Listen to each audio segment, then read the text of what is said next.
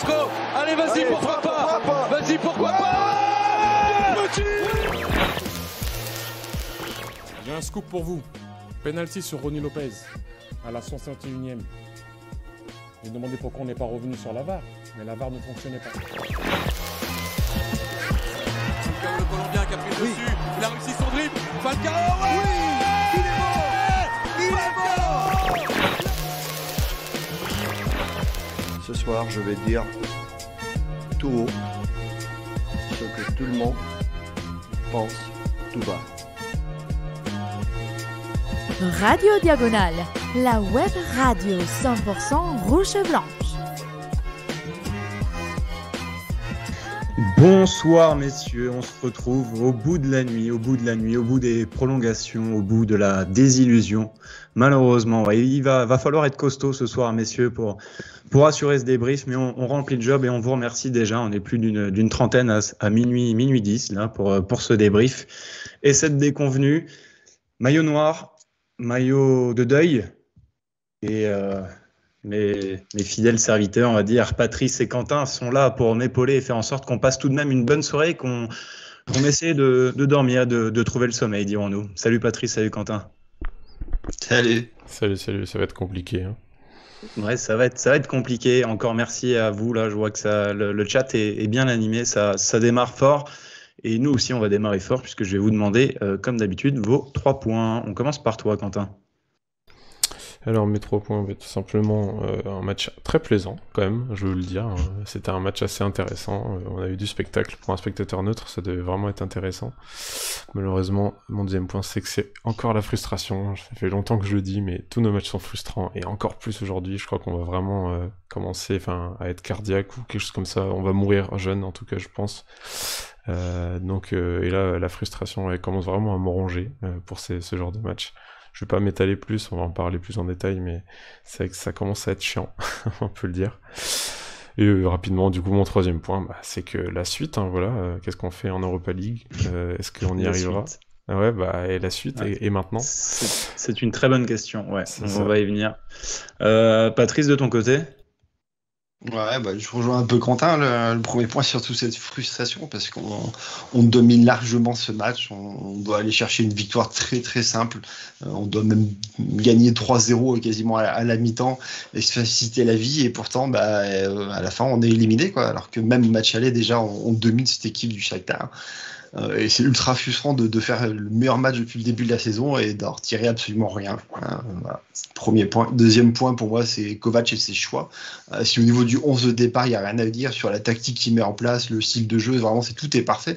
Mais au niveau des remplacements, j'ai absolument pas compris ce qu'il a fait. Qu'est-ce qu'il nous met à Lucas ailier alors que c'est un milieu de terrain? Et on le verra bien de toute façon sur le match qu'il fait, c'est complètement catastrophique. Il nous fait rentrer Isidore, certes, il fait un très bon match, il n'y a rien à dire là-dessus, mais pourquoi c'est pas Boadou qui rentre, qui quand même a une expérience européenne largement dessus, et pourquoi Voland reste tout le long du match alors qu'il est complètement cuit, cramé, et que tu as toujours Boadou sur le banc, quoi. Je ne comprends pas ces choix-là, et qui pour moi nous coûtent très cher. Et le 3e point, c'est adieu les illusions de la Ligue des Champions, et du coup on a perdu des points en Ligue 1 pour pas grand-chose finalement, parce qu'on se retrouve en Europa League. À voir maintenant ce que ça va donner. J'ai regardé, on est pour l'instant quand même placé dans le chapeau en attendant les résultats de demain soir. Donc on peut espérer quand même avoir au moins une phase de poule un peu plus tranquille et voir si on peut faire un petit parcours là-bas, quoi. Faut bien rêver. Putain, ça fait mal. Je viens de réaliser que demain soir, on va devoir regarder les résultats pour voir les équipes qui se qualifient. C'est terrible. De la Poel Beersheva et des équipes comme ça, Dundee United. Voilà, bienvenue en Europa League. Moi, mon premier point, c'est il va falloir être très, très, très, très costaud dans la tête pour les joueurs, pour tout le monde, pour nous les supporters, mais plus particulièrement pour les joueurs et le groupe de Kovac, parce que ce début de saison, il est chaotique. On a tout misé là-dessus.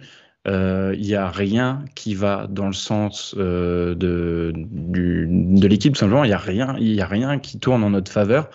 On gagne notre premier match de la saison. On va dire, il y avait le Sparta, mais on gagne notre premier match, mais finalement, ça a le goût d'une défaite, une terrible défaite. C'est un match abouti qui est vraiment superbe. Quentin a parlé d'un match plaisant. Ouais, il y avait une folle intensité, mais c'est surtout parce qu'on était aussi maître de ce match-là, en fait, et on se dit comment il nous glisse entre les doigts.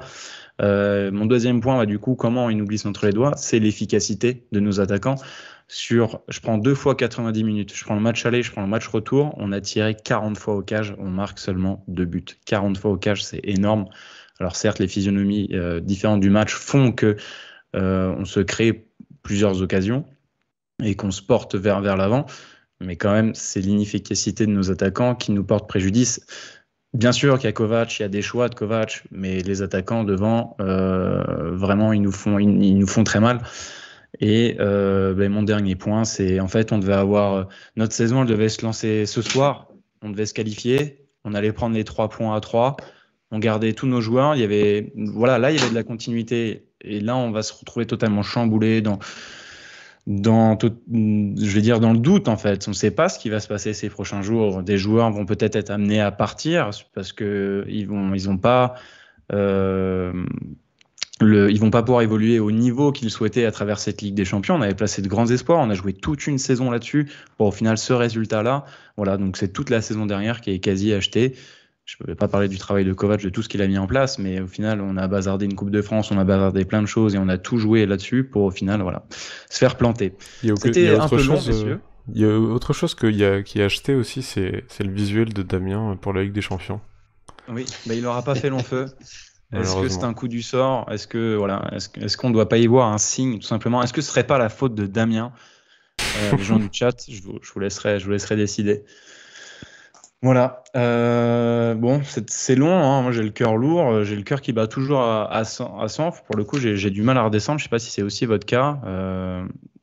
Sans faire trop de comparaison, il y a eu le France-Suisse en Euro où on était aussi un peu poussé au bout comme ça. Bon, il y a eu la séance de tir au but. Puis maintenant, il y a ça. C'est notre club. Ça fait encore plus mal. Mais bon, on va essayer d'attaquer du coup et de parler donc du contexte. Vous le saviez, on était mené 1-0 sur donc la première manche. Et on avait tout à faire, et Kovac avait décidé d'employer les grands moyens avec la composition. Quentin, si tu veux en parler. Ouais, on attendait une composition assez classique, un peu la même qu'à l'aller. Ça annonçait pas mal de Jean Lucas à la place de Fofana d'ailleurs. À part ça, aucune surprise par le fait que finalement Fofana a repris sa place de titulaire, et finalement on avait une compo à la saison dernière. Avec même un Maripane qui vient prendre la place de titulaire, et un Nubel qui revient du coup par rapport à l'aller. Bon, pas de surprise, et puis on se disait aussi qu'il n'y avait aucune recrue dans ce 11 de départ, donc on va dire qu'on misait sur notre équipe type. Ça me fait mal de dire ça, mais je pense que c'était le cas quand même. C'est notre équipe de la saison dernière. C'est clairement ça pour moi, l'équipe type. C'est l'équipe type. Ouais. Non, mais je dis ça parce qu'à mon avis, ça le sera pas à la fin de la saison. Mais oui, c'est clairement l'équipe type pour l'instant, qu'on peut avoir. Je me souviens plus si c'est exactement ce même 11-là qui est conduit par Kovac lors du match aller. Je sais pas si Patrice, tu peux confirmer. Mais j'ai quasi l'impression que c'est la première. Hormis le gardien, parce que du coup, sûr, c'était dans les cages, mais je crois bien que c'est ça aussi, parce que Sidibé avait été préféré. C'est la première fois du coup qu'on a vraiment notre 11 finalement avec le remplaçant de Lecomte, donc notre gardien numéro 1. Là, on avait vraiment le 11 type. C'était la première fois qu'on pouvait l'aligner. Pour moi, Fofana, c'était normal qu'il revienne après que Kovac l'ait mis sur le banc. C'était un peu pour le piquer et pour lui dire ok, très bien. Donc la Ligue 1, t'es gentil. Je t'ai sorti à la mi-temps du match contre le Shakhtar. La Ligue 1, tu vas pas jouer, mais t'as intérêt de me sortir une grosse prestation. Voilà, il a joué sur ses cadres. Et on va dire que si on est autant frustré ce soir, c'est qu'on a vu le meilleur visage de l'ASM très clairement depuis le début de la saison, les gars. Que ce soit avec la première mi-temps, elle est clairement ce match référence. Moi, comme je disais sur Twitter à la mi-temps, j'ai l'impression de revoir notre équipe de 2016-2017. On fait un pressing super haut, on récupère tous les ballons, on a toutes les occasions, l'équipe adverse est inexistante, on est un vrai rouleau compresseur à ce moment-là, et on gagne 2-0 à la mi-temps, mais on trouve que le score est encore léger, parce qu'on a largement les moyens de faire mieux, et on aurait dû faire mieux malheureusement, parce qu'en deuxième mi-temps c'est plus compliqué. Mais clairement, cette première mi-temps, si on l'applique régulièrement et qu'on arrive à l'étendre un peu plus loin que sur une mi-temps, clairement on peut faire mal à énormément d'équipes en Ligue 1. et en Europa League maintenant. Sans même remonter à 2016-2017, moi j'ai vraiment l'impression de retrouver l'équipe qui était en surchauffe, qui écrasait tout sur son passage lors de la seconde partie de saison la fameuse surchauffe dernière. Ouais, la fameuse. Non, mais je suis assez d'accord avec vous. Après, d'un autre côté, c'est le Shakhtar et on sait que c'est une équipe qui s'ouvre beaucoup et c'est pas du tout le même type d'équipe qu'on a l'habitude d'affronter en Ligue 1. Donc évidemment c'est encourageant et en plus on avait vu un peu cette phase un peu en match aller où on dominait, on n'était pas réaliste certes, mais on dominait, on se procurait quelques occasions et on était même confiant pour ce match retour au vu de ce match aller et ça s'est carrément confirmé. Mais le problème c'est que voilà, derrière il faut qu'on soit solide défensivement aussi, il faut qu'on sache pas encaisser. C'est ce qu'on a très bien fait en première mi-temps, mais malheureusement ça n'aura pas suffi. Même ouais. Durant tout le premier quart d'heure, et même ça va s'étaler sur toute la première mi-temps, mais le visage est enfin retrouvé. C'est-à-dire qu'on voit des sorties de base intéressantes, un pressing cohérent et collectif dans le bon tempo. Il y a tout. On retrouve enfin notre équipe qu'on n'a toujours pas vue depuis la reprise, depuis cette coupure. Et le premier but vient assez fort logiquement récompenser un long temps fort monégasque qui me rappelle très clairement le même temps fort qu'avaient eu les Ukrainiens à domicile chez nous durant les 20-25 premières minutes. Et j'ai trouvé que c'était quasi un calque, un copier-coller. On a eu une certaine maîtrise. Et donc, Patrice, on a eu le droit au premier but de Ben Yedder cette saison. Ouais, enfin, ça commence à être temps, on commence à se poser des questions s'il allait y arriver. Mais du coup, on fait un gros pressing, on arrive à récupérer un ballon. Et du coup, astucieusement, Ben Yedder et Voland combinent pour que Voland soit en situation de frapper. Il frappe malheureusement sur le gardien, mais la frappe est assez forte pour être bien repoussée. Elle arrive dans les pieds de Ben Yedder qui, lui, par contre, rate pas le filet. Et du coup, ouvre le score très très rapidement, ce qui est vraiment idéal pour nous. Ouais, avec une très très bonne sortie autoritaire de Badiachil qui engendre du coup cette action. Premier but de Ben Yedder, c'est son dernier but, pardon, ça remonte au penalty contre Lyon. En fin de saison dernière, il n'avait plus trouvé le chemin des filets en match officiel. De toute façon, la préparation, il ne l'a pas fait avec Monaco. Quoique la Sociedad, je crois, il doit jouer 45 minutes. Bref, voilà. Premier but. Et ce premier but, en fait, il sonne presque comme une libération. Je ne sais pas si vous l'avez ressenti comme ça, dans le sens où ça fait 3 matchs où on n'en plante pas un. Et là, ça y est, ça vient enfin. Et il n'y a pas de bon, c'est bon, on recule, on va les laisser venir, on va essayer de gérer. Et justement, ce que j'ai vraiment apprécié, c'est que l'équipe a continué dans ce sens, a continué de vouloir écraser son adversaire.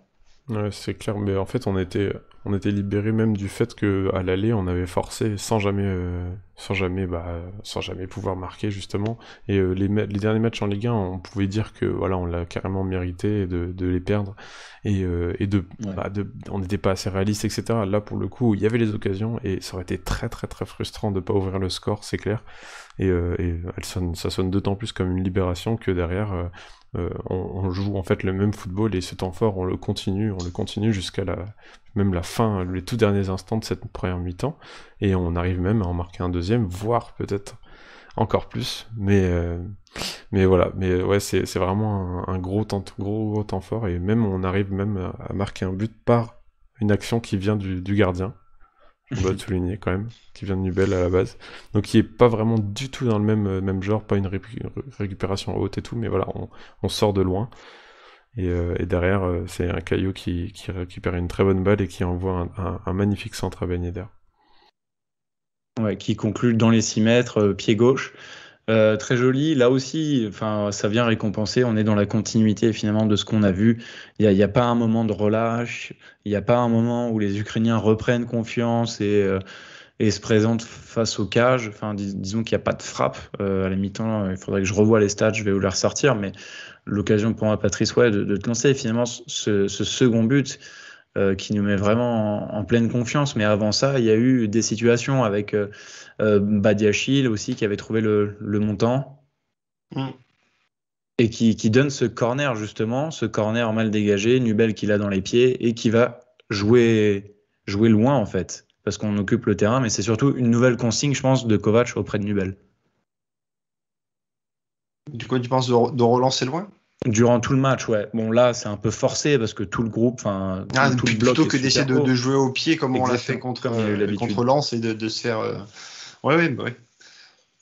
Même contre le Sparta, tout ça, quand on s'est mis vraiment dans des situations très très délicates, parce que justement, il cherchait à outrance le jeu court. À la mi-temps, du coup, ouais, j'ai 13 tirs au but contre seulement 2. Et avant même, la fin de cette mi-temps, il y a quand même on peut dire un premier tournant du match, Patrice. Bah oui, c'est le tournant qui fait que normalement on pense pouvoir finir cette mi-temps vraiment en apothéose en gagnant 3-0, parce qu'on a un petit caviar, je sais plus quel est le défenseur qui fait cette erreur en voulant faire une passe en retrait à son gardien, mais absolument pas forte du tout. Ouais. Voilà. Et du coup, c'est Nofrand à Ben Yedder qui se retrouve seul face au gardien qui sort de sa cage. Donc du coup, Ben Yedder tente la balle piquée, malheureusement, il la cadre pas, il la met à côté, alors que le but est quand même bien ouvert, quoi. Il peut même tenter, à mon avis, autre chose que la balle piquée à son là, mais bon, après, ça reste une spéciale pour lui, donc c'est logique qu'il la tente. Mais bon, voilà, on gagne 2-0 à ce moment-là, on lui en veut encore pas trop de l'avoir mis à côté, même si ça aurait bien tué le match, et je pense que ça aurait fait mal aux têtes des Ukrainiens à ce moment-là. 3-0 à la mi-temps, c'était le scénario rêvé, mais pas tant que ça quand même. Si on doit se fier à la réalité, au stats, mais aussi bien à la réalité du match, à ce qu'on voit, Quentin, ça paraît ouais, bien même. Ouais, carrément. Non, mais Patrice, tu dis qu'on lui en veut pas, mais moi, même à la mi-temps, je lui en voulais quand même, parce que rater à ce point-là, à la limite, s'il avait raté son piqué complètement, ou si le gardien, ça restait un peu debout ou quoi, et là, c'est vrai que la balle, elle lui reste dans les pieds, et il cadre complètement pas du tout son piqué, alors que c'est un geste qui est censé être précis. Voilà, il met pas une grosse mine qui ferait qu'il aurait du mal à cadrer. Non, là, pour le coup, c'est vraiment une certaine, voilà, une petite faute quand même, et bon, du coup, à ce moment-là, effectivement, la mi-temps est tellement bonne qu'on se dit que c'est pas grave, mais en fait, on se rend compte aussi qu'on n'est pas sûr de tenir ce rythme à la seconde mi-temps, et ce troisième but nous aurait fait aussi beaucoup, beaucoup de bien, quoi. Ouais, j'ai un peu de mal à lui en vouloir. Enfin, c'est un peu bizarre, c'est 50-50. Je lui en veux parce que le piqué, c'est quasi infaillible jusqu'alors. On a rarement vu Ben Yedder foirer un piqué, c'est son petit geste fétiche. Il y a le plat du pied sécurité, puis il y a le piqué de Wissam. C'est la même chose. Et de l'autre, bon, il nous en a quand même mis 2. Alors certes, ça aurait mis le coup de massue total aux Ukrainiens, mais bon, il reste encore 45 minutes. Bon, il va avoir des occasions. Donc difficile de le considérer comme coupable à ce moment-là, parce qu'il nous plante quand même les 2 buts. On revient à 2-0 au vestiaire, et c'est notamment grâce à lui, mais je pense que c'est sans doute la faute à le fait que ce soit 45+1, qu'il soit cuit, que Voland l'a lancé en profondeur un peu il a un peu envoyé au charbon, donc il a bien cavalé, et son avant-dernière touche est un petit peu hésitante. Il se met pas dans de bonnes conditions pour réaliser son piqué, c'est vraiment dommage. Bref. Ouais. Non, mais il y a de ça, mais effectivement, ça vient mettre fin à un temps fort aussi, parce que la mi-temps, voilà, fait une réelle coupure. Derrière, on ressort pas vraiment dans le même état d'esprit. Donc là, ouais, effectivement, le coup même psychologique de ce but-là aurait été vraiment énorme. Mais c'est voilà. vrai. Ouais. Pour moi, en tout cas, c'est le tournant du match. On va y venir. Il y aura une seconde occasion qui est aussi incroyable pour Ben Yedder. Mais comme tu l'as dit, Quentin, 3-0 à la mi-temps, c'est fini. Tout le monde rentre chez soi, on peut arrêter. Bref, la mi-temps est reprise un petit peu délicate, Patrice. Je ne sais pas si tu l'as ressenti aussi. Ah oui, elle est même attendue. Hein. On sait très bien que du coup, les Ukrainiens ont dû se prendre une brasse à la mi-temps, forcément, et qu'ils allaient changer les choses pour essayer de mettre un peu plus le pied sur le ballon et pas nous le laisser autant. Et même nous, de notre côté, on a bien vu sur la première mi-temps, on a cavalé dans tous les sens, à faire un pressing de tous les instants pour vraiment les étouffer. Et on se doute bien que physiquement, ça va coincer à un moment donné et que ça va être dur. Donc, non, personnellement, je m'attendais à ce que du coup, ce soit un peu compliqué tout de suite à la reprise. Parce que les Ukrainiens allaient forcément, dès le début de l'entame de la deuxième mi-temps, essayer du coup de revenir au score à ce moment-là. Ouais, il y a des changements. De Serbie reste pas immobile, en tout cas, face à l'équipe monégasque qui est totalement retrouvée, un visage conquérant. Donc, il va même faire des changements. Il y a, comme tu dis, je pense, cette soufflante au vestiaire. Et petit à petit, on recule, on est beaucoup moins offensif et tranchant, en tout cas dans le pressing. Je pense que c'est une consigne de Kovac, notamment parce qu'on ne peut pas tenir, je pense, 90 minutes comme ça. On laisse un peu venir, on les laisse sortir. Et on commence à balancer aussi des ballons. Ça m'a pas plu à ce moment-là. Ouais. Très régulièrement, on a commencé à le faire. Pas forcément que les gardiens ou les défenseurs, on a commencé à vraiment balancer des grands ballons devant. Ça fait vraiment le signe qu'on n'a pas forcément les jambes pour essayer de faire le petit effort qui permet de sortir du pressing et de faire des passes simples. Et Fofana, d'ailleurs, ce qui est synonyme un peu de tout ça, que le bloc a totalement baissé et qu'on a totalement changé notre stratégie et notre manière de se comporter, en tout cas durant ce match, balle au pied, c'est que Fofana, qui occupe, je pense, une position moyenne assez relative à un numéro 10 durant la première mi-temps, tellement il est proche de ses attaquants et qu'il orchestre un petit peu le pressing. Là, on va le retrouver quasiment sur la même ligne que Tchouaméni, les deux souvent en position vraiment défensive. Et on commence de plus en plus à subir. Et on a le réveil quand même d'un joueur quand même qui tient vachement la baraque durant cette seconde période, c'est Djibril Sidibé. On en reviendra dans les prestats individuels, mais très très grosse seconde mi-temps de la part de l'ex-international français.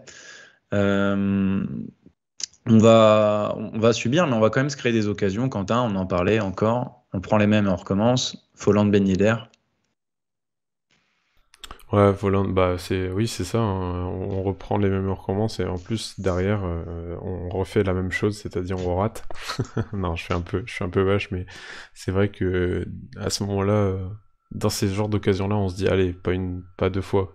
Et en fait, finalement, le gardien est assez bien sur le ballon et se laisse pas avoir comme un bleu par les piquets.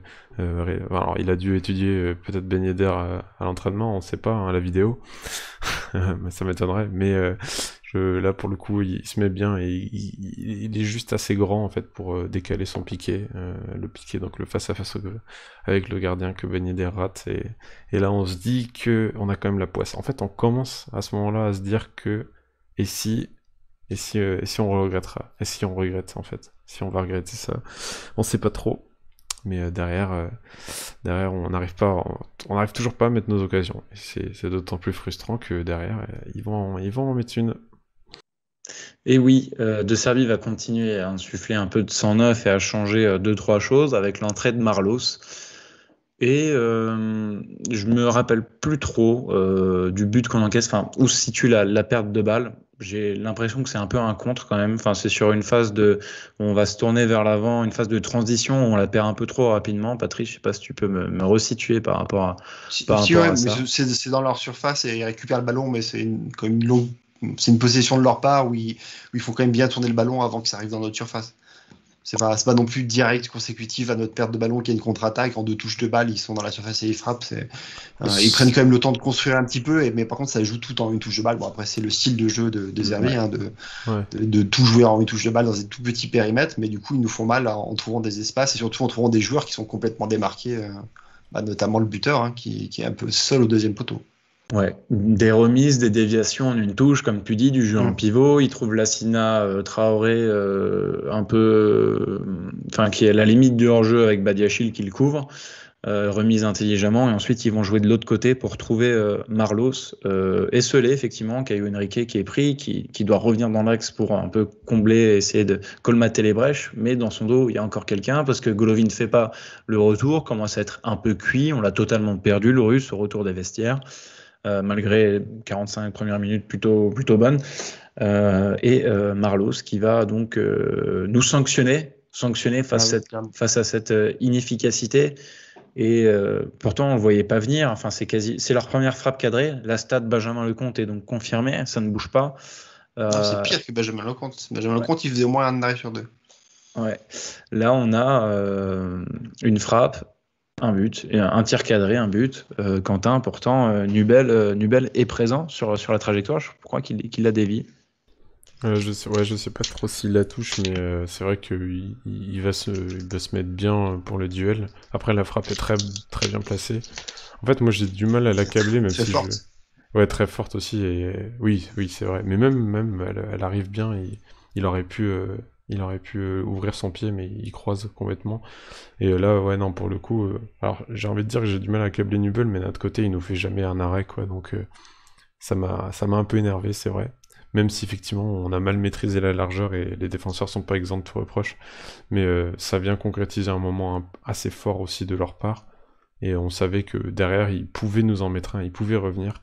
Et voilà, on est pris un peu à notre propre jeu parce qu'on essaye d'en mettre le troisième pour se sécuriser. Et finalement, derrière, on se prend un but très bien placé comme ça. Et oui, Nubel qui, bon, voilà, en soi, il peut pas faire grand-chose, mais ça commence à m'énerver, effectivement, qu'il se prenne un tir cadré à un but, quoi. Et là, ça y est, là, je crois que le sang monte, ça chauffe un peu, on est stressé, on est un peu moins serein, bien qu'on présente quand même une très belle copie. On est dans le doute parce qu'on voit qu'en fait qu'on est sanctionné dès notre première erreur, que devant on a du mal à terminer et à finir ce match. Et le cirque va commencer, ça va être de plus en plus dur en fait, tant on va se créer d'occasions, on va terminer la mi-temps avec 24 tirs face à seulement 6 tirs du côté ukrainien. Ils jouent à domicile, bon certes ils avaient l'avantage avant le coup d'envoi, mais on a très vite repris le dessus, donc ils devaient présenter autre chose, et pour autant ils ont que 6 tirs à la fin des 90 minutes, une frappe cadrée, un but. Ouais, là c'est que le début. Vous allez voir à la fin de ce débrief, ça va être très très très difficile de ne pas rallier le FC Ouin-Ouin en fait, parce que on en a gros, on en a vraiment gros. Bref, des changements opérés par Kovac, Golovin sort, Ben Yedder sort, entrée de Isidore et Diop, et là je pense que c'est à partir de ce moment-là que tu as un petit peu tiqué, Patrice, pour en revenir à ton second point sur Kovac.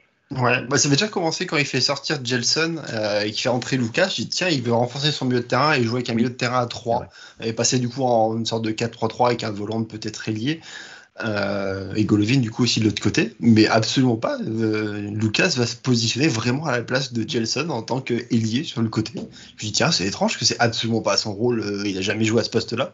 Pourquoi on le fait jouer à ce poste-là à ce moment-là? Et pourtant ça dure tout le match, il reste comme ça à ce poste et pour moi il fait absolument pas les bons choix, et si on rajoute en plus que c'est lui qui tire tous les coups francs jusqu'à la fin du match et à chaque fois c'est catastrophique, sur coup franc, corner, c'est des occasions gâchées, et c'est pas la première fois qu'on le voit parce qu'il en a déjà tiré en Ligue 1 quand il est titulaire quoi. Pour moi, c'est déjà une très mauvaise entrée. Et après, oui, comme tu le dis, il fait rentrer Diop pour Golovin, c'est la classique, ça, là, il n'y a pas de surprise. On voit Ben Yedder qui sort suite au coup aussi qu'il a reçu. On s'attend à voir Boadou rentrer à ce moment-là. Et donc, du coup, c'est Isidore, ce qui est quand même ultra surprenant. Pourquoi le gamin vient rentrer là sur un match quand même où il faut absolument aller marquer un but, parce que du coup, on est sur la parité totale. Et du coup, c'est ultra surprenant de voir à ce moment-là Isidore rentrer et pas Boadou, quoi. Ouais, pardon, je reviens sur effectivement, Jean-Lucas, j'ai oublié, Kovac tente une dinguerie à ce moment-là, c'est-à-dire Jean-Lucas qui va jouer milieu droit, qui occupe l'aile, même Jardim n'aurait pas tenté un truc comme ça, il serait passé à un milieu, enfin il n'a pas voulu changer le système, du coup il s'est dit, vas-y, je vais mettre... Il a Aguilar en plus encore, c'est même, d'accord, il n'a pas de Diatta, qui est blessé. Mais il a toujours Aguilar, et donc il peut faire son aile Aguilar Sidibé qui nous a fait toute la saison dernière. Ouais. Donc, et après, il y a peut-être des gens dans le chat qui vont dire que Isidore a fait une très bonne prépa et donc peut-être qu'il mérite sa place. Attention, je critique le choix de faire jouer Isidore, je critique pas sa performance sur le terrain. Franchement, il fait quand même une belle performance. Nouveau profil et on comprend pourquoi on s'est débarrassé de Pellegrini et que pourquoi Kovac n'en voulait pas. Ça veut aussi dire que Isidore, dans la hiérarchie, était passé devant Pellegrini et que en termes de profil physique, il remplit un peu ces critères-là, même s'il est peut-être moins imposant que Pellegrini, mais bon, c'était pas trop mal son entrée, effectivement. Ah ouais, c'est ça, mais après, moi je me dis que, voilà, moi je comprends pas non plus ce choix-là, mais finalement, si ça avait été payant, on aurait dit que Kovac était un génie, quoi. Donc, bon, finalement, c'est pas ce changement qui aurait... Bah, je sais pas, est-ce qu'on peut dire, est-ce qu'il avait fait rentrer Boadou, s'il avait fait rentrer Boadou côté droit par exemple, ou même à la place d'Isidore, est-ce que ça aurait changé beaucoup? Je sais pas. Franchement, dans le profil, Isidore a été assez intéressant, donc c'est tant mieux. Il a même failli délivrer plusieurs passes décisives. Enfin, au moins une, ce serait bien, ça aurait été bien. mais finalement il n'a pas été non plus catastrophique, et derrière même à part Jean Lucas, effectivement je pense que c'était quand même une bonne entrée de sa part, donc on peut pas non plus lui ouais, jusqu'à la 90e. Ensuite c'est terrible tout ce qu'il fait sur cette perte de balle qui nous met vraiment un peu dans l'embarras. Il a fallu des retours salvateurs de Maripane et de Sidibé avant qu'il se blesse, mais là on empiète sur la prolongation, mais on va y venir. Il y a quand même des occasions, encore une fois, des situations où Folland ne termine pas parce que Marlon dévie un tout petit peu. Il y a une belle frappe enroulée de Diop. Piatov est présent aussi une nouvelle fois devant Folland après que Isidore l'ait décalé. Justement, recherche de la profondeur. Avant, on balançait devant Patrice. Tu soulignais qu'on balançait peut-être un peu trop en seconde mi-temps. Une fois qu'Isidore est rentré, ce jeu-là était un peu plus intéressant, ou du moins il y avait plus de réussite parce que Isidore était devant. Ouais. Il a pris pas mal de ballons de la tête quand même, et un bon jeu en remise, un peu trop par moment. Je pense qu'il a peut-être dû être perso sur certaines actions plutôt que vouloir absolument la passer à volant, du coup, et un peu mal. Mais par moment, je pense qu'il a peut-être dû prendre un peu plus d'initiative. Après, ça se comprend. Je sais pas si son premier, peut-être son deuxième, je crois qu'il a peut-être joué à Prague, je crois qu'il a peut-être fait une entrée en jeu, mais voilà, c'est un de ses premiers matchs européens, forcément je comprends qu'il souhaite plus faire la passe aux attaquants titulaires que prendre l'initiative et perdre le ballon, mais non, son entrée en jeu est bonne, hein, franchement il fait du bien sur le terrain. Moi c'est pas ce que je reproche à Kovac, c'est pas forcément d'avoir fait rentrer Isidore, c'est plutôt d'avoir au bout de très longtemps laissé Voland sur le terrain et de pas avoir fait rentrer Boadou. Exactement. Moi, ce changement-là, en fait, je l'attends dès le début de la prolongation, où ils sont cuits, les Ukrainiens. Folland, il est cuit, il est pas en réussite. Piatov l'a dégoûté. C'est bon, il est mort. Il faut le sortir et faire entrer Boadou, justement, qui va apporter peut-être cette folie, qui va redynamiser aussi le pressing devant. Alors certes, tu as deux très jeunes joueurs, Isidore et Boadou. Il voulait peut-être se garder la cartouche penalty pour Folland, joueur d'expérience et tout, et que de toute façon c'est son gars sûr à Kovac. Mais ouais, ça m'a clairement dérangé, ça m'a un peu fait tiquer. C'était le changement que j'attendais, au moins d'injecter du sang neuf, parce que même les changements qui ont lieu en prolongation, ils riment quasi à rien. Enfin, disons que c'est des changements pour pallier aux blessures ou à la méforme physique de certains joueurs. Ouais, puis ils jouent pas, quoi, donc ils jouent quasiment pas, à part Aguilar, les deux autres jouent quasiment pas, donc effectivement, là pour le coup, je suis complètement d'accord avec vous, Voland aurait dû sortir depuis bien longtemps, mais je pense qu'il y a eu trop de calculs, et effectivement, en plus, il loupe vraiment, il a des actions où il les loupe complètement, enfin plusieurs fois, on en reparlera dans les performances individuelles, mais c'est pas forcément de sa faute après, hein. Il est peut-être cramé, etc., mais il va vraiment saccager toutes ses occasions, et c'était vraiment dommage, ouais. Ouais. Il y a même JC qui nous dit j'aurais fait re-rentrer Ben Yedder. On peut, non? Bon, malheureusement, non. C'est pas accepté encore par l'UEFA. Ils ont changé les règles. Les buts à l'extérieur ne comptent plus. Ce qui fait qu'à la fin du temps réglementaire, Monaco, qui l'année dernière et depuis la création de cette coupe, aurait été qualifié durant cette prestigieuse coupe qui nous fuit maintenant depuis 4 ans. Eh bien, on s'enlise dans 30 minutes supplémentaires. On sent que les Ukrainiens sont cuits. Moi, j'ai plutôt confiance. On a vraiment terminé fort. On a terminé très très fort ce second acte. Et un peu dans la lignée, j'aurais aimé qu'on continue là-dessus. De Serbie, il va faire énormément de changements, lui, notamment offensif. Avec du sang neuf, il va sortir ses attaquants, ses ailiers pour faire entrer El Niño ukrainien et Fernando, qui lui est brésilien, bref. Finalement, il se passe plus grand-chose à partir de ce moment-là. Ça se délite un peu. Moi, je retiens surtout encore la prestation XXL de Sidibé jusqu'à sa blessure. Mais s'il y avait des choses que vous retenez finalement de ces 30 minutes, durant ces premières 15 minutes, on va dire, de la prolongation, c'est que on s'enlise et que les organismes n'avaient pas forcément besoin de ça. C'est déjà dur la saison, on enchaîne tous les 3 jours, on a eu en plus la prépa physique forcément à avaler pendant le mois de juillet. Se rajouter là en plus une prolongation alors qu'on est en plus sur un déplacement, c'est beaucoup de plus, qu'on a en déplacement très loin de chez nous, ça fatigue aussi les organismes d'aller jusqu'en Ukraine et tout.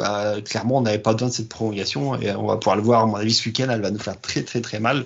D'une, parce qu'on a déjà pas mal de blessés sur ce match, entre Maripane et Sidibé qui sont blessés. Mais sur la fatigue, on voit Chouameni, il n'en pouvait absolument plus, quoi. Il était complètement cuit de chez cuit quand il sort. Et c'est pas le seul joueur sur le terrain qui commence à avoir plus en pouvoir. Donc clairement, oui, sur cette... ça mettait pas en confiance. Passer les 5-10 premières minutes où on a vu du coup qu'il se passait plus grand chose, ça m'a pas mis en confiance, que je voulais absolument pas non plus aller sur une séance de penalty avec Noble dans les cages. Ouais, ça c'est clair. Ça, je suis complètement d'accord. Et moi, c'est pour ça Sachant que même si cette c'est absolument rien à voir, ces stats, je crois que c'est un arrêt sur 18 penalty. Ça portait pas non plus en confiance, quoi. Ça aurait pu être une sous-basite, on sait jamais. Hein. J'avais encore moins J'aurais confiance envie en de nos tester. tireurs quand même. Mais... Oui, voilà, c'est surtout ça en fait. Le problème, c'est tu mets ni Fabregas, enfin, tu mets pas ces joueurs d'expérience qui ont l'habitude de tirer. C'est ça, tu te prépares pas pour la séance. Alors sans doute qu'il aurait fait ça, mais en fait, tu fais rentrer qui? Tu fais rentrer Dissassi, tu fais rentrer Jean-Lucas, Aguilar. Enfin, il y a aucun tireur de pénaux dans cette équipe en fait. Je mets Folland en premier, tu mets Diop, et ensuite, tu vas mettre Isidore. Enfin bon. Voilà, elle ressemblerait pas à grand chose cette liste des 5 tireurs. Et en face, t'as Piatov qui est chaud, qui a 37 ans, qui connaît bien l'exercice. Bref, bon, c'était pas fou. Et de toute façon, on a la sortie de Sidibé, notre meilleur défenseur, qui était incroyable ce soir. Enfin, vraiment à partir de la seconde période. En première période, c'était plutôt Badiachil qui tenait bien la baraque, j'ai adoré. Et puis ensuite, c'est vraiment Sidibé qui a pris le relais et qui a tenu, qui était vraiment le patron, qui a récupéré le brassard à la sortie de Ben Yedder. Et l'entrée de Ruben Aguilar. Et bon, messieurs, on va y venir. Alors, il n'est pas fautif, hein, clairement, c'est pas de sa faute. Mais encore une fois, on va se prendre un but gag. Sur un contre, avec une tentative d'un joueur ukrainien qui ne cherche même pas à tirer, en fait, qui cherche à remiser derrière lui en retrait, et un pied malheureux de Ruben Aguilar qui va lober Alexander Nubel, et là c'est crucifié, la faute a pas de chance. Non, mais c'est vraiment terrible, vraiment. À ce moment-là, en plus, on voit la balle qui est assez lente, qui lobe le gardien. C'est un cirque. Ouais, c'est vrai, c'est vraiment à ce moment-là, on se prend la tête dans les mains et c'est terminé. Et non, mais pour le coup, on joue de malchance quand même parce que le réalisme. C'est terrible, franchement, on mérite pas de perdre. Non, mais le réalisme des Ukrainiens est complètement incroyable, complètement. Enfin, c'est folklorique, comme diraient d'autres. Mais non, là pour le coup, on est vraiment dans une situation où on se dit que on aura tout fait pour gagner et que finalement, maintenant on regrette. En fait, on regrette tout ce qu'on a loupé avant et voilà. Hein, la suite du match, on n'arrivera même pas à se procurer une demi-occasion parce qu'on balance des ballons vers l'avant de façon complètement stérile. Ouais, on balance n'importe comment. À ce moment-là du match, si t'es sur FIFA ou sur FM, tu quittes normalement. T'as tellement les boules de ne pas avoir mis tes 25 tirs que t'as eu dans le match. Ils ont trois pauvres occasions dans le match et ils te les mettent à chaque fois au fond et tu te prends un CC à la fin, quoi. C'est le rage kit classique, quoi. Et voilà, non, faut aller jusqu'au bout et te dire pourquoi pas sur 7 minutes alors que tes joueurs sont tous HS et t'y crois absolument pas. De toute façon, il n'y a rien eu derrière. Hein. Ouais, s'il y avait un peu d'âme de Falcao dans un peu d'âme de Falcao dans ce lob d'Aguilar. C'est vrai. J'en aurais plus vu dans le lob de Ben Yedder, moi. Ouais, ça aurait été sympa. Ouais, je crois que cruel, le mot est bien trop faible pour un petit peu résumer le sort qui a été réservé à nos chers monégasques. On se retrouve du coup reversé en Europa League, c'est terminé. Les regrets, on va pouvoir la manger en salade durant tout l'été. On va se souvenir de ce mois d'août chaotique. Franchement, ouais, la suite, c'est quoi? C'est quoi la suite? Puisque une saison qui pouvait s'annoncer vraiment démarrer sur des chapeaux de roue, bah, il y a un retard à l'allumage, on mise tout là-dessus et on se prend ce genre de défaite, enfin, cette victoire qui est une défaite parce que la manière dont finalement, pardon, cette victoire, on a gagné sur 90 minutes, mais en prolongation, finalement, on fait match nul. Mais enfin, c'est cruel, il y a rien qui va. Et pour rejoindre un peu tous les complotistes, pardon, bah il y a quoi? Il y a De Guy en fait qui rate son penalty. Tout repart de Manchester United Villarreal. Il y a De Guy qui rate de Rea, pardon, qui rate son penalty. On a ensuite tous ces problèmes avec notre gardien. Il y a les histoires, certains parleront de la VAR. Je pense que l'arbitrage a été vraiment très bien ce soir à noter, à part un moment où ça lâche un peu trop les cartons facilement. Mais je l'ai trouvé très très bien l'arbitre sur 90 minutes. Il aurait pu être plus gentil avec nous. J'avoue que l'action sur Diop, même deux actions sur Diop, franchement. La première, oui. La deuxième, la première, franchement, pour moi, il le faut. La première en Ligue 1, c'est penalty. Ouais. Et je comprends pas que la VAR là, il ne soit pas revenu là-dessus. Au moins revenu, pour voir. La VAR ne fonctionnait pas. Ouais. Alors moi, j'aimerais bien savoir pourquoi la VAR ne fonctionnait pas. J'ai un scoop pour vous. Penalty sur Sofiane Diop. Et Golovin, pareil, qui se prend un carton jaune de façon complètement vraisemblable pour simulation. Oui, enfin, ce genre de truc-là, ça renforce pas en fait. Certes, il n'y a pas de penalty, mais il n'y a pas non plus simulation. Quoi. Il prend vraiment le coup et il tombe. Non, mais enfin, il étend bien les bras. Mais... Juste ce genre d'injustice, tu te dis, bon, ok, on en est là. Bon, maintenant, tu nous siffleras un petit péno après quand même. Bon, non. Pas grave. Ouais. Après, c'est pas de la faute de l'arbitre, évidemment. On n'est jamais... De toute façon, nous, on n'est jamais là pour dire que c'est la faute de l'arbitrage, etc. Mais c'est vrai que bon, on n'aurait pas craché sur un petit péno. Hein. On va pas se cacher. De la psychologie par rapport au contexte du match. Ils se disent, j'ai pas envie que ça joue sur ce type de... Enfin, c'est beaucoup trop important pour les deux clubs pour que, en fait, on laisse place à ça. Alors, pour lui, c'était pas assez flagrant. Mais clair qu'en Ligue 1, clair qu'avec un monsieur Rainville ou un Le Texier au sifflet, c'est péno. Bref. Messieurs, les tops et flops, on va commencer par toi, Quentin, puis on va essayer d'accélérer un petit peu, pardon, mais bon, c'est vrai que le fil du match, c'était vraiment un super match. On prend le temps de débriefer avec vous ce soir. On voit qu'on est bientôt, il est 1h moins 10, on est près d'une 50aine sur le chat, c'est déjà énorme. Donc je vois qu'il y a beaucoup de gens, le chat est très très très animé. On va en venir au top et flop. La question s'adresse aussi à vous, personne du chat, mais on commence par Quentin. Ton top.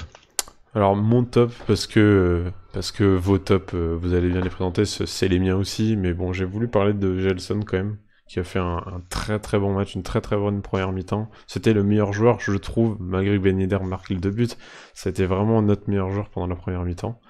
Et en tout cas, il a fait vraiment plaisir et il a su être le Gelson qu'on a attendu depuis 2 ans maintenant, même plus. Voilà, en fait, on attendait depuis ce temps-là ce niveau-là, en fait, ce niveau Ligue des Champions qui saille se surpasser et élever son niveau de jeu et surtout percuter et envoyer des sprints, des dribbles, tout ce que tu veux, tout ce qui fait de lui un bon ailier dribbleur et technique et qui amène beaucoup de danger dans la surface et sur son côté droit. Et là, à tout moment, moi je l'ai jamais vu perdre de ballon, je l'ai même vu récupérer beaucoup de ballons, ce qui est très très peu son rôle depuis qu'il est à Monaco, et en plus même depuis qu'il y a Kovac, il force un peu là-dessus, il a un peu un rôle de piston, alors parfois il force les retours défensifs, mais là c'était vraiment impeccable, il n'a jamais été trop injuste, même défensivement, donc vraiment c'était une très très bonne performance, et si on pouvait avoir un Gelson comme ça tout le temps, parce qu'il est vraiment pas... c'est pas le mec le plus régulier, hein, ça c'est clair. On a tendance à dire qu'il fait une bonne saison, et après il nous refait 3 cagades, etc., ou 3 mauvais matchs. Mais là, pour le coup, il a vraiment manqué à l'équipe quand il est sorti, et voilà, c'était mon top. Puis aussi, je pense, parce que il a tellement donné, et c'est notre seul ailier, c'est le seul ailier en fait qui est capable de prendre son aile et de vraiment bouffer la ligne, en fait, à chaque fois qu'il avait le ballon, il fait reculer son défenseur, son vis-à-vis, à chaque fois sur ses prises de balle, il le fait reculer, parce il flippe, il arrive à se détacher en fait très rapidement du marquage. Bon, ensuite, l'utilisation du ballon, elle laisse à désirer de temps à autre, mais Patrice, est-ce qu'on peut dire que Gelson, finalement, c'est pas le meilleur joueur de ce mois d'août? va. C'est Affichage qui Moyennement sait qui peut convaincu. être au-dessus, parce qu'on a quand même un Tchouaméni qui fait quand même un bon mois d'août, quoi, même s'il est un peu Ouais. dans le creux en Ligue 1 sur certains matchs, mais bon, il est pas bien aidé. Mais sinon, oui, clairement, il fait partie des meilleurs. Gelson, il fait partie des trois que je ressortirais C'est sur notre- ce mois d'août. C'est notre seul buteur en Ligue 1. Il plante aussi Sparta. Alors, c'est peut-être aussi un problème de dire, enfin, tu vois, Gelson, finalement, vu le niveau affiché, si c'est l'un de tes meilleurs joueurs, bon, bah, c'est que peut-être ça va pas trop devant. Et c'est le cas. Devant, ça ne va pas du tout jusqu'à aujourd'hui, jusqu'à que enfin notre attaquant se mette à mettre des buts. Mais ouais, mention honorable en tout cas sur ce mois d'août pour Gelson, c'est clair.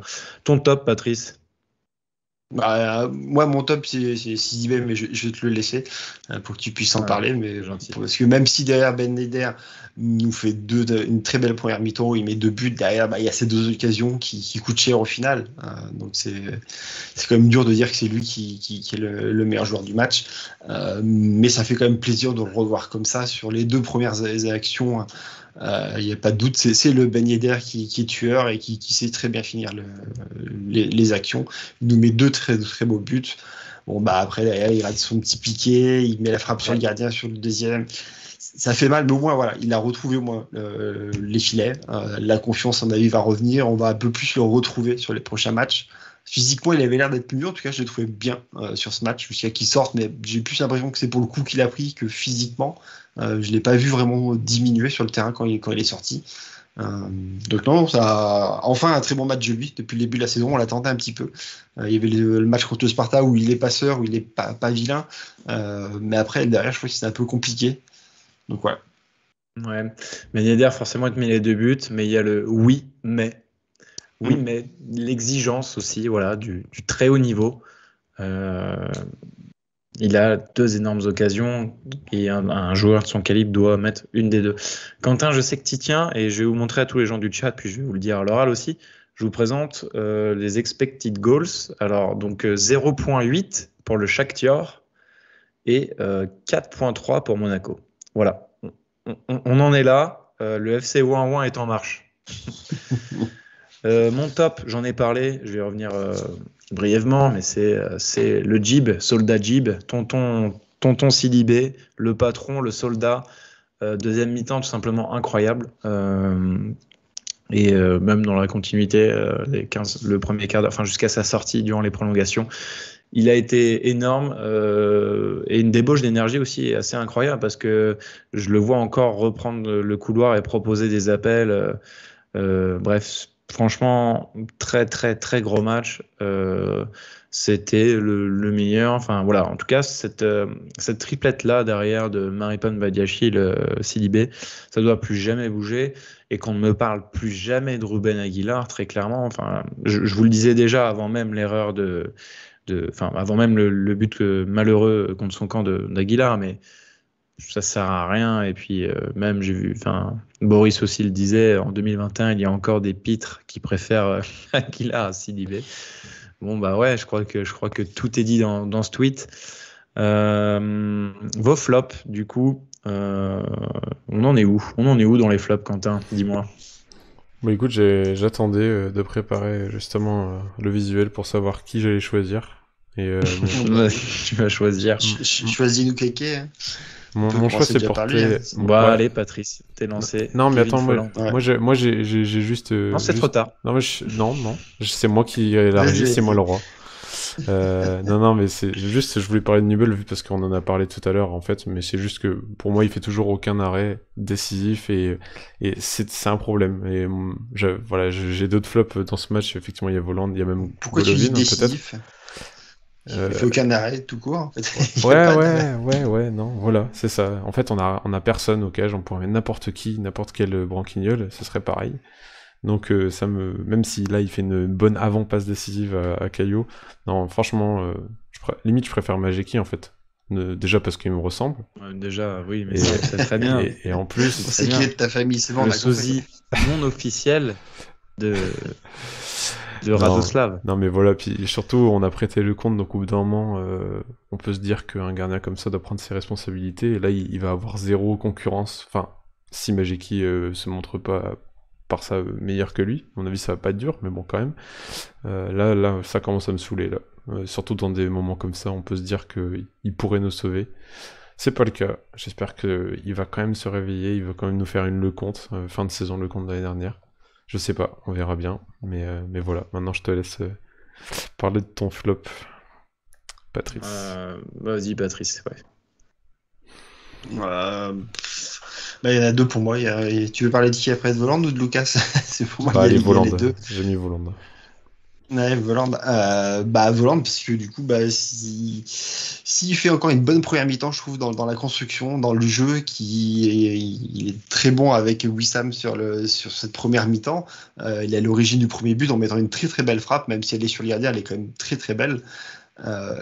La suite après est beaucoup plus compliquée, quoi. C'est deuxième mi-temps, c'est pas bon, et même façon la prolongation, il est encore pire parce qu'il a plus de jus, et du coup c'est quasiment que des mauvais choix parce que du coup à mon avis il a plus de lucidité parce qu'il du coup il est hors de forme à ce moment-là, et il nous gâche des occasions un peu comme Wissam, comme on l'a dit, sur les deux qui ratent. Lui aussi il en a 2-3 qui ratent complètement, qui met largement dessus ou du coup qui frappe directement sur le gardien.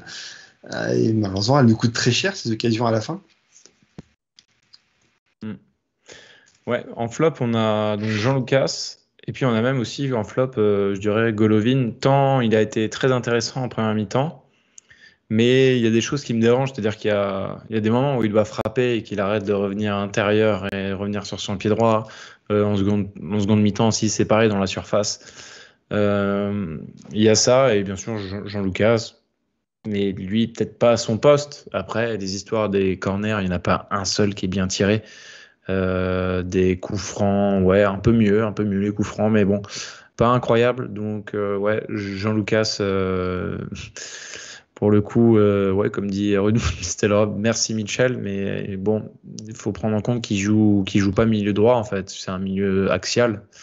Et donc, disons que c'était plus de la dépanne, sauf qu'on ne fait pas de la dépanne à ce moment de la compétition sur un match aussi crucial. On ne tente pas ce genre de truc. Bref.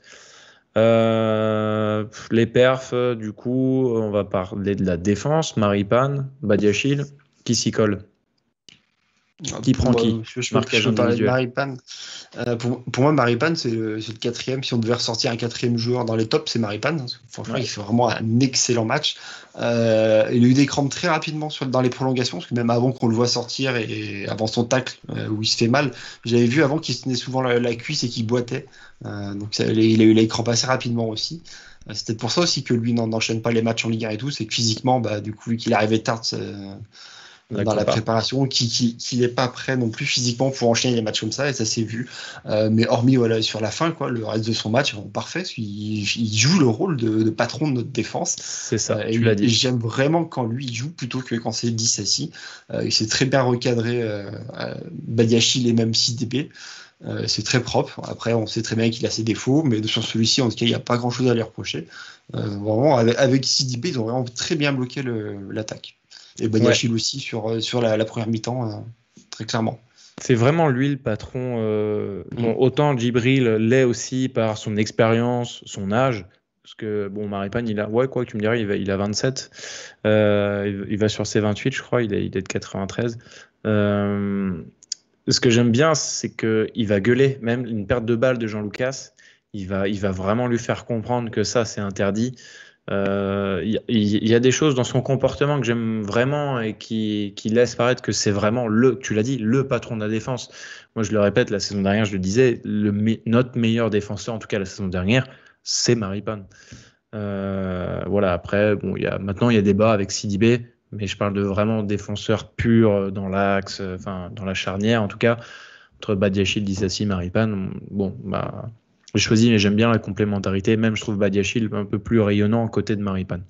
Plus en confiance. Carrément. Voilà. Très bonne première période à noter de Badiachil. Quentin, tu veux nous parler de Caio? Du coup, j'ai envie de parler de Badiachil rapidement, juste pour ajouter un dernier truc.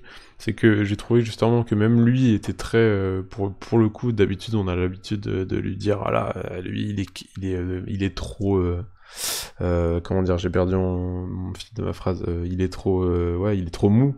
Il n'arrive pas à être trop rêveur. Il n'arrive pas à être dur sur l'homme. Il n'arrive pas à donner de l'engagement. Et là, pour le coup, il en a donné cette fois. Et c'était vraiment intéressant. Et même Maripane était un patron, et j'ai trouvé que Badiachil l'était pas mal aussi à certains moments. Donc on a vu une défense assez complémentaire, effectivement. J'espère la revoir. Après, on va voir ce que ça donne en Ligue 1. Mais c'est vrai que même Badiachil était intéressant à tous les niveaux ce soir. Il a été super incisif, ouais, vraiment. Pour couper, pour passer devant son attaquant à chaque fois, très bien. Ouais. Ok. Caio. Match correct. J'enchaîne avec lui aussi. C'est vrai que là, pour le coup, il était très fort aussi niveau physique, etc. Et d'habitude, il a tendance à se faire remplacer depuis qu'il n'y a plus Ballo-Touré, et puis depuis que Jacobs a fait sa bourde la dernière fois, il est plus trop remplacé. En tout cas, on lui fait plus confiance. Et puis voilà, Caillou aussi sort d'un match très décevant pour lui. Le jour et la nuit. Lens. Là, il était très intéressant et il a su nous faire du Caillou. Caillou a fait du Caillou aussi de son côté. Il n'y a pas que CDB qui fait du CDB. Et du coup, très intéressant. Toujours juste aussi, pareil, pas de perte de balles et de très bons retours défensifs. On voit qu'il se donne à fond du côté défensif comme du côté offensif.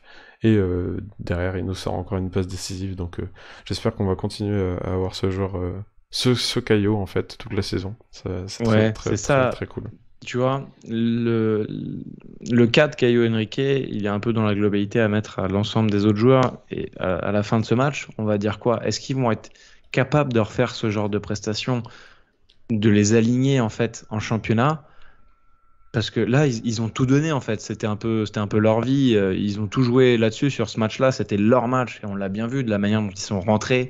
On va pas revenir sur le match, mais c'était leur match. Ils se sont sublimés. Quasiment, et voilà, j'ai peur que, moi, comme je le disais, mon premier point, dans les têtes, là, ça va être très dur, et il va vraiment falloir qu'ils soient tous costauds, en tout cas dans les têtes. Et Caio, voilà, c'était le jour et la nuit avec Lens, c'est clair.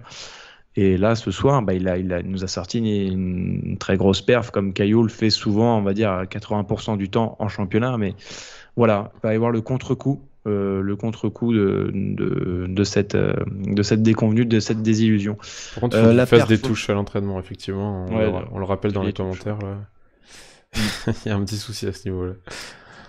Le prochain, donc c'est le milieu, entre Tchouaméni et Fofana. Patrice, tu veux t'occuper de qui? Fofana, vu que l'équipe l'a descendu en flèche en disant qu'il avait même plus sa place dans le groupe de l'AS Monaco. Ah oui.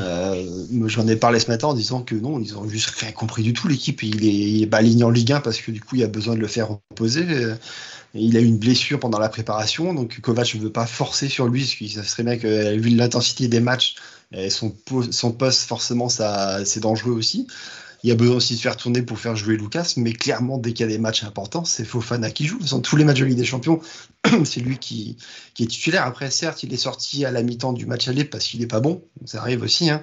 Mais clairement, ce soir, on a très bien compris pourquoi c'est lui, le titulaire, qui doit être avec Tchouaméni. Les deux sont très complémentaires. Il permet de libérer Tchouaméni, parce qu'il a un rôle beaucoup plus défensif que peut l'être Lucas. Et sur ce match, il a joué de son physique, il a récupéré un bon nombre de ballons, il était là pour faire le pressing très rapidement sur les milieux adverses. Pour moi, il fait vraiment un très bon match. Après, physiquement, c'est compliqué vu qu'il a très peu enchaîné aussi. Tenir aussi longtemps sur le match, c'était dur. Et sur la fin de match, ça s'est vu, le pressing était quand même beaucoup moins intense que sur ce qu'il a pu proposer au début. Conjugué aux consignes aussi de Kovac, mais voilà, en première mi-temps, je crois, Fofana, il a 8 ballons récupérés, c'est le plus haut total, en tout cas de tous les joueurs sur la pelouse. Il fait une première mi-temps de porc, vraiment 45 premières minutes très forte, en tout cas dans l'intensité, dans le pressing, tout. Donc vraiment aussi, on a vraiment retrouvé la paire en fait. Tchouaméni Fofana, on l'avait toujours pas revu depuis longtemps aussi. Là, on l'a vraiment retrouvé. Et Tchouaméni, Quentin, qui est fidèle à lui-même, qui sort toujours une prestation convaincante, toujours solide. Pour combien de temps encore sous le maillot monégasque? Ouais, c'est clair. Il a été, en tout cas, c'était un monstre sur certaines actions. C'était vraiment incontestable. Et là, pour le coup, au niveau de la récupération, parce que là, effectivement, il jouait beaucoup plus bas. Il a été, récupération, disons plutôt, le début des phases d'attaque, parce qu'il va pas trop récupérer le ballon, finalement, il va plus commencer un peu être la plaque tournante de notre attaque, et orienter les ballons dans l'axe, dans le côté gauche et dans le côté droit. Dans ce rôle-là, il est vraiment monstrueux, et voilà, certains diront qu'ils ont peur aussi de le voir partir cet été, c'est possible. Hein, rappelons que quand même, on n'est pas capable de garder un joueur si on a une grosse offre. Mais non, c'est encore un très très bon match de sa part. Petit bémol quand même, c'est physiquement, et puis après c'est pas trop de sa faute, mais il fait qu'enchaîner les matchs. Et là, c'était très très dur à la fin. Très très compliqué à partir du moment où il a enchaîné. À un moment, il a très très bien enchaîné alors je sais plus quand c'est exactement, mais ça doit être vers la fin de la seconde mi-temps. Oui, après il s'éteint progressivement, et finalement même sur le but, on le voit courir, mais c'est l'ombre de lui-même, il n'arrive plus à revenir sur les attaquants. Donc voilà, match quand même intéressant de sa part, même si finalement ça reste une des prestations les moins bonnes de l'équipe quand on y pense finalement par rapport à tous les autres. Parce que l'équipe fait pas un bon match, fait pas un mauvais match, je veux dire. Donc en soi, voilà, c'est pas lui qui est mis en Ouais, mais lumière c'est un ce travail soir. de l'ombre, quand même, pour le maintien de l'équilibre et tout. Bon, d'accord, c'est peut-être pas celui qui sort le plus de l'écran, mais il a quand même un travail qui est assez incroyable. Les ailes. On a parlé de Gelson Martins, puisque c'était un de nos tops. On a parlé de Golovin, puisque c'était l'un de nos clubs. On va parler d'un des entrants, donc, Sofiane Diop. Patrice, qu'as-tu pensé de l'entrée du petit joyau de la principauté? Ce qui est marrant, c'est qu'il est rentré en même temps qu'Isidore, et les deux sont arrivés en même temps à Monaco en provenance de Rennes à l'époque. Voilà, habitué à jouer l'Europa League. Oui, voilà. Pour moi, je trouve qu'il est un peu moins bon. Là, ça fait 2 matchs. Là, le match contre Lens, je l'ai trouvé un peu moins bon que sur le début de saison, sur ce qu'il a eu proposé. Je trouve pas que son entrée a apporté énormément. La première mi-temps de Golovin était très bonne. C'était compliqué sur la deuxième, donc c'est normal qu'il se fasse remplacer. Mais derrière, je trouve que Diop a quasiment rien apporté. Alors, il aurait pu apporter s'il avait eu le droit à un petit penalty, c'est sûr. Mais ça n'a pas été le cas, malheureusement. Ça t'a donné envie, du coup, de voir que le chat parlait de bière? Exactement. Tout à fait, Thierry, tout à fait. Oui, et puis du coup, donc le penalty, voilà, bref. Devant, on avait qui? On avait Kevin Folland, dont on a parlé, Wissam Ben Yedder, Isidore l'entrée.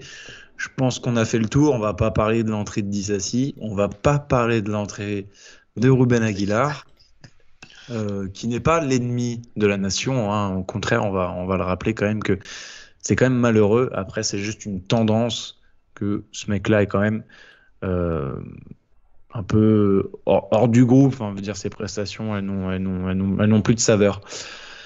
Messieurs, optimistes pour la C3? On va terminer là-dessus.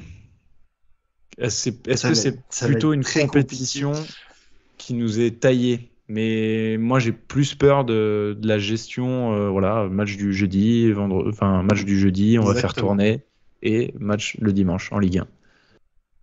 C'est ça qui me fait peur, moi, c'est que les matchs sont le jeudi et que du coup, tu enchaînes derrière avec les matchs du week-end, c'est très très proche. Et surtout, tu vas pas échapper à te taper des déplacements sur toute l'Europe de l'Est très très loin qui te fatiguent encore plus à faire. Et c'est ça en fait qui me fait plus peur, c'est que du coup, ça va avoir un impact forcément sur la Ligue 1. Après, si on a un groupe assez sympa, assez facile, on peut sortir les groupes et après, du coup, tu peux te projeter sur des éliminatoires où tu peux aller faire quelque chose, je pense. Ouais. Mais logiquement, c'est interdit de pas sortir des poules, là. Même si on n'a pas encore le tirage au sort, c'est interdit de pas sortir des poules. Au pire, il y a la Ligue Conférence. Ou je sais plus comment elle s'appelle. Ah oui, c'est vrai que tu finis 3ème, tu rebondis sur la Ligue. Ouais, c'est vraiment interdit de se faire éliminer sur 4ème, quoi. Ouais. Non, on sait que c'est une compétition qui est importante une fois que tu as passé les 8e, parce que bon, il y a des 16e dans l'Europa League.